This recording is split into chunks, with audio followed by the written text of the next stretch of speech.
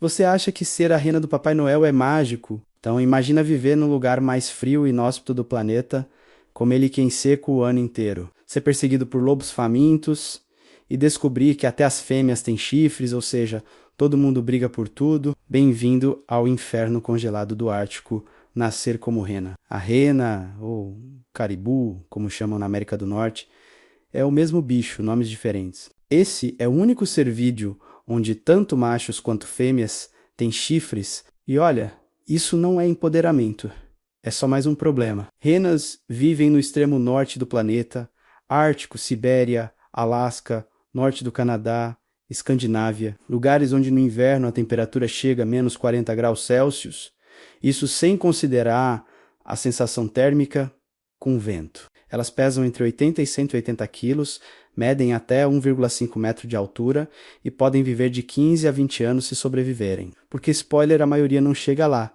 Elas são animais migratórios. Fazem jornadas de 5.000 quilômetros por ano, menos mais do que qualquer mamífero terrestre no planeta.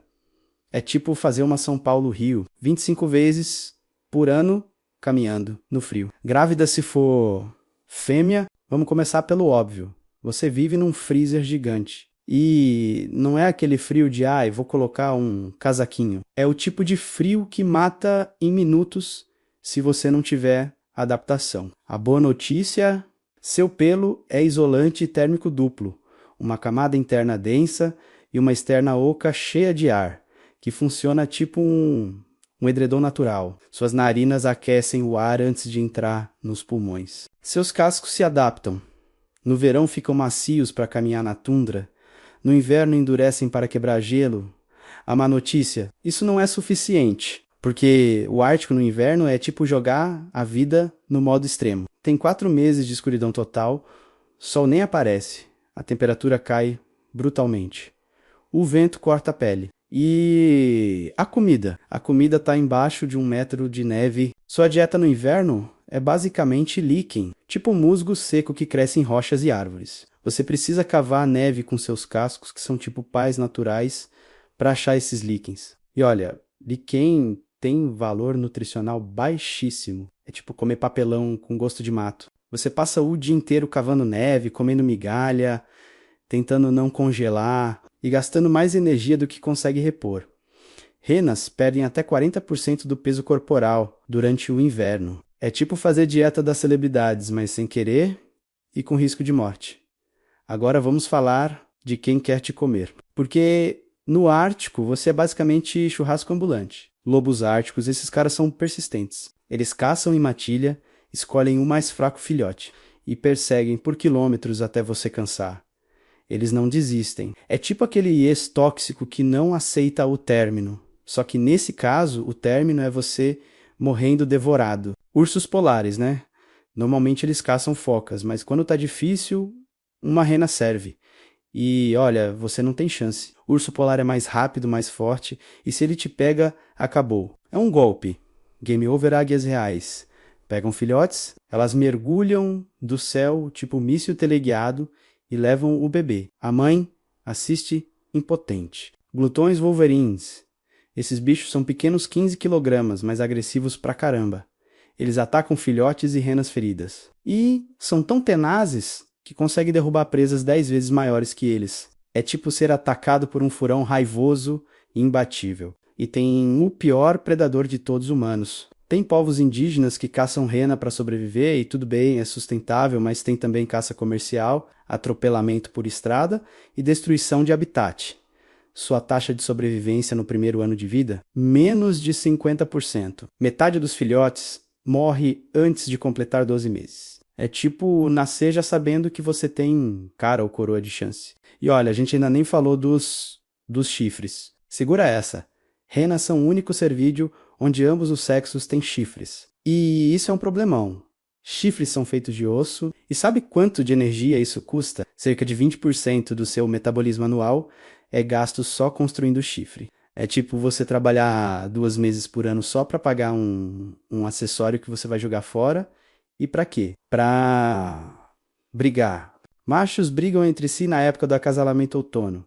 Eles se empurram, batem chifres, disputam as fêmeas. Quanto maior e mais forte o chifre, maior a chance de reproduzir, mas também maior a chance de se machucar, quebrar o chifre, gastar energia que você não tem. Fêmeas usam os chifres no inverno para disputar a comida. Isso mesmo. Enquanto os machos já perderam os chifres e estão vulneráveis, as fêmeas que estão grávidas, diga-se de passagem, usam as galhadas para empurrar todo mundo e cavar a neve primeiro. É tipo mulher grávida brigando no mercado pela última promoção de leite. E cara, se você tá achando que ser rena é basicamente um reality show de sobrevivência sem cortes, já deixa o like aqui no vídeo para fortalecer o time, se inscreve no canal, ativa o sininho porque ainda tem muita desgraça pela frente, tipo a migração mais insana do reino animal. Bora lá, agora chegou a parte que define a vida da rena, a migração. Todo ano renas migram em manadas gigantes, menos algumas chegam a ter 500 mil indivíduos. Elas saem das áreas de invernada, onde ficaram tentando não morrer de frio, e vão para o norte, para a tundra ártica, onde no verão a vegetação explode a jornada. Até 5.000 quilômetros ida e volta. É a maior migração terrestre do planeta. Para você ter noção, é tipo caminhar de Brasília até Buenos Aires e voltar todo ano. E não é passeio turístico, não. Você cruza rios congelados e reza para gelo não quebrar, atravessa montanhas, enfrenta tempestades de neve, passa por desfiladeiros perigosos, tem rena que cai de penhasco, tem rena que se afoga, tem rena que simplesmente desiste e morre de exaustão no meio do caminho. E se você é fêmea, você faz essa migração grávida, porque renas engravidam no outono, passam o inverno grávidas e dão à luz na primavera, justamente durante ou logo depois da migração. É tipo correr uma maratona no 9º mês de gestação. E quando você chega no destino cansada, faminta, destruída, tem uns 3 meses para engordar o máximo possível, porque logo logo você vai ter que voltar. Você finalmente chegou na tundra. Verão ártico. Temperatura agradável 10 a 20 graus Celsius. Vegetação verde por todo lado. Parece o paraíso, né? Não é? Porque no verão ártico tem uma praga bíblica que transforma sua vida num inferno. Mosquitos. E não é qualquer mosquito. É bilhão de mosquitos. Enxames tão densos que você não enxerga a 2 metros na sua frente. Eles cobrem seu corpo inteiro, mordem sem parar, sugam seu sangue. Você não tem como fugir. Não tem repelente. Não tem tela mosquiteiro. Renas perdem até 1 litro de sangue por semana só de picada de mosquito. Isso sem contar os outros insetos. Mutucas, moscas do boi que botam ovos embaixo da sua pele. E as larvas crescem dentro de você, carrapatos. Você tenta comer, mas os insetos entram na sua boca. Tenta respirar, eles entram no nariz. Você fica tão desesperada que passa o dia inteiro correndo, se sacudindo, tentando achar vento que espanta os insetos ou neve residual para se refrescar. Estudos mostram que renas no verão gastam até 50% do tempo só tentando escapar de insetos. Ou seja, metade do seu tempo de descanso e alimentação é desperdiçado fugindo de mosquito. É tipo você tirar férias e pegar dengue logo no primeiro dia. Beleza, você sobreviveu ao inverno, sobreviveu à migração, agora você vai ter o filhote. Renas dão à luz a um filhote por vez, raramente gêmeos. E o parto acontece em maio, junho, logo que chegam na tundra. Você se afasta um pouco da manada, fica sozinha. E pare, o filhote nasce pesando entre 5 e 9 quilos. E aqui começa a corrida contra o tempo. Ele precisa levantar e caminhar em até 1 hora, porque a manada não para. Se ele não conseguir acompanhar, ele morre, abandonado. Simples assim, a mãe até tenta esperar um pouco, mas se o filhote não levantar rápido, ela é forçada a seguir o grupo ou arriscar morrer também. Nas primeiras semanas, o filhote é extremamente vulnerável. Ele não corre rápido, não sabe se defender, e os predadores sabem disso. Lobos, águias, glutões, todos estão de olho. A mãe amamenta por 6 meses, mas já nas primeiras semanas, o filhote começa a pastar, e ele precisa aprender rápido o que comer, onde cavar, como identificar perigo, porque no outono ele vai fazer a migração de volta com 4, 5 meses de vida. É tipo colocar uma criança de jardim de infância para correr uma maratona. Muitos não aguentam. Chegou o outono. hora da reprodução, e aqui os machos entram em modo completo caos. Durante setembro e outubro, os machos disputam território e fêmeas. Eles formam haréns grupos de 5 a 15 fêmeas. E defendem esses grupos com violência. Machos brigam entre si usando os chifres. Eles se empurram, batem com força, tentam derrubar o adversário. Às vezes os chifres eles ficam enroscados e eles não conseguem se soltar. Aí os dois morrem de fome, presos um ao outro. E olha o detalhe.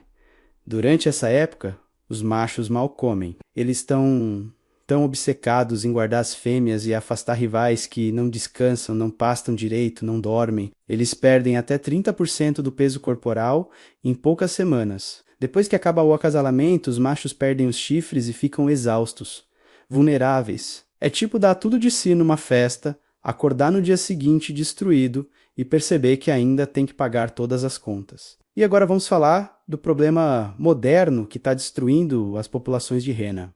Mudanças climáticas. O Ártico está esquentando 2 vezes mais rápido que o resto do planeta. E isso bagunça tudo na vida da rena. Problema 1.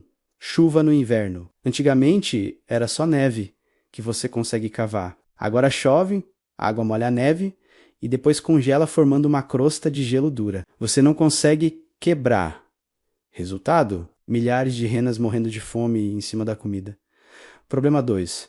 Verões mais quentes é igual a mais insetos. Mosquitos estão se reproduzindo em maior número e por mais tempo. Isso aumenta o estresse, a perda de sangue e reduz o tempo de alimentação. Problema 3. Mudança nas rotas de migração. Com a neve derretendo mais cedo, as renas chegam na tundra antes das plantas brotarem. Ou seja, você faz toda aquela jornada exaustiva e não tem comida esperando. Populações de rena caíram até 60% em algumas regiões nos últimos 20 anos. É um colapso silencioso acontecendo no topo do mundo e quase ninguém está vendo. Vamos traduzir para a vida humana. Imagina que você mora num lugar onde no inverno faz menos 40 graus Celsius, não tem luz solar por 4 meses e a comida é escassa. Você precisa trabalhar o dia inteiro só para não morrer de frio e fome. Aí no verão, você precisa fazer uma mudança gigante, tipo mudar de estado, carregando sua família, atravessando lugares perigosos, tudo a pé. E quando chega, você tem 3 meses para trabalhar feito condenado. Comer o máximo possível, porque logo logo você vai ter que voltar e durante todo o verão você é atacado por enxames de mosquitos que sugam seu sangue e não te deixam descansar. E no outono, se você é homem, precisa brigar fisicamente com outros caras para conseguir namorar. E você gasta tanta energia nisso que quase morre de exaustão. É isso. É a vida da rena. Um ciclo infinito de migração, fome, frio e luta pela sobrevivência.